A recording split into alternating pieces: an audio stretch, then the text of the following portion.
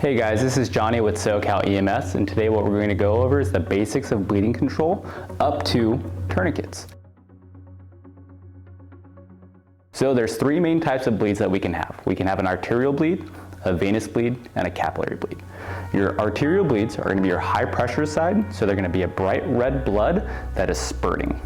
Your venous side is the low pressure side, so it's going to be kind of a constant flow of a darker red blood, and your capillaries is going to be a darker oozing type injury, most commonly like an abrasion or road rash.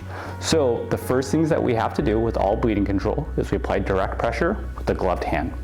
After we do that, we can use some 4x4s and roller gauze to place it over the injury site and then create a pressure dressing. And in the event that the bleeding doesn't stop or it continues after the pressure dressing, we're going to apply a tourniquet. So a handful of manufactured tourniquets that you're going to find out there are both the soft tourniquet and the cat tourniquet. With the soft tourniquet, it's going to be dictated by metal pieces. So you have a metal windlass, two deltas, a metal alligator clamp, as well as the strap.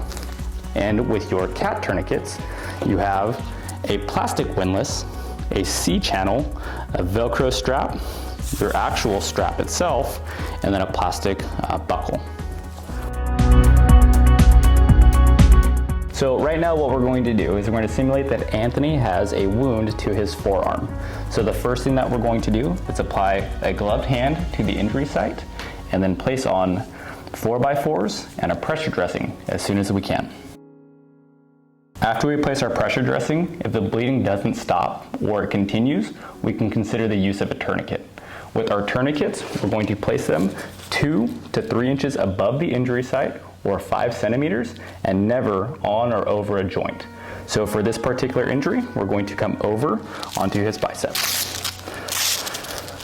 With the tourniquets themselves, you want to ensure that your Velcro is all the way forward to this plastic C-channel.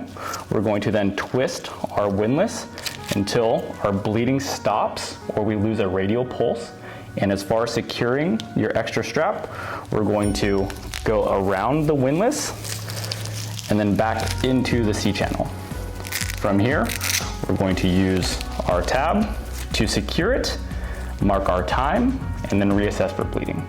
A very important thing is anytime that we move these patients, we need to reassess our tourniquets to make sure that they're working. If at any point in time one tourniquet is not working, you can always apply a second tourniquet proximal to the first tourniquet.